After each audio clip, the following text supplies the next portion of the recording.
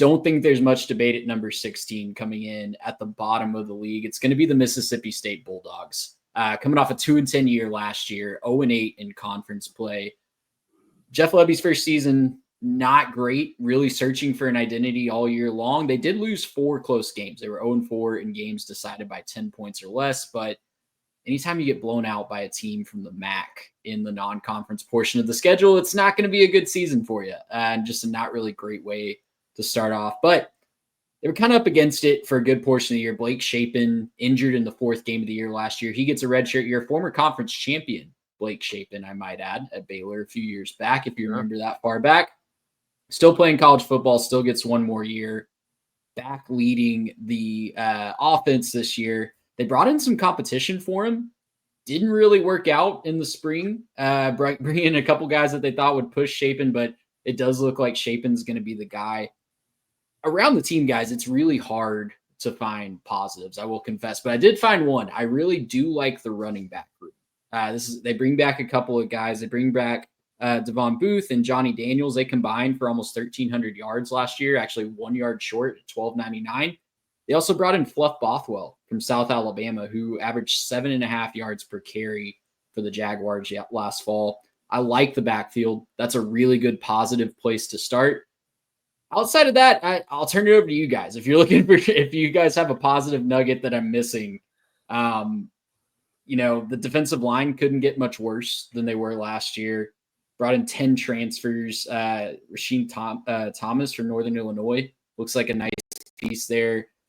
Outside of that, I'm at a loss for finding positive ways for Jeff Lebby here too.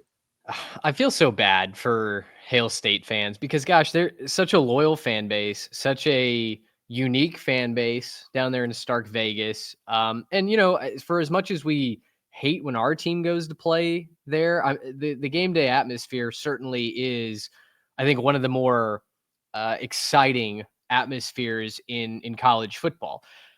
That being said, though, this team is going to be really bad again this year. I don't think we're breaking any news for Mississippi State fans. We did a lot of research on these teams as we do all these teams in preparation, and I couldn't even really find that many optimistic takes from the insiders, right, from their own people. I will say a couple of interesting pieces at wide receiver. Brennan Thompson comes over from Oklahoma. Anthony Evans III comes over from Georgia. So, this was a wide receiver core that watched just about everybody worth their salt walk out the door, which was a tough thing to stomach.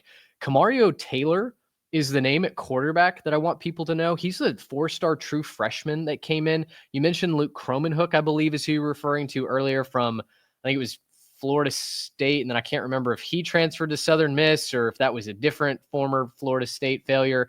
Cromanhook's not going to win this job, though. What I do want to see is Kamario Taylor take over sometime during the season. I think we know what Blake Shapen's ceiling is/was. He's battled with injuries. It's not been the career that Blake certainly hoped he would have. But Kamario Taylor is a dual threat kid with a big arm, and I'd like to see him get some reps this year. And in all likelihood, what's going to be another tough season. I mean, gosh, their schedule is brutal. Probably picking about 3-9 for Mississippi State, and that honestly might be being optimistic. I think Southern Miss, Alcorn State, Northern Illinois are probably their wins. I just don't see them. I can't pick them on paper getting a win over another SEC team, and that may put Jeff Lebby in a bad spot in a hot seat, to be sure. But this team, to be honest, just isn't all that talented outside of the running back room, which you mentioned. And, the defense, Isaac Smith is the leading tackler. He comes back. He's kind of a hybrid linebacker safety. He's the lone proven commodity on that side. So when it comes to, new names in versus just proven capabilities on the team, I'm left with a lot more questions than answered, I think, for Mississippi State. Yeah, the hard thing for me about Mississippi State is there were definitely some bright spots last year, but just about all of those bright spots walked out the door, and you're kind of left sitting here with an empty bucket and saying, hey, we got to find a way to keep rebuilding. And look, Jeff Lebby's a good coach. I think he's going to get them turned around. And, to kind of echo what you said, Mitch, it's a great fan base. Like, they're going to get behind their team and support them. And so, they're going to turn it around at some point. A program like Mississippi State doesn't stay down forever. but I don't think they get up this year. I don't think this is the year for them. It's unfortunate, but they're just going to probably, like one of the things we were saying a lot, last week with the Big Ten was, someone's going to have to lose all these games. That's probably double true with some of the teams on the schedule for Mississippi State. Like someone's going to lose all the games.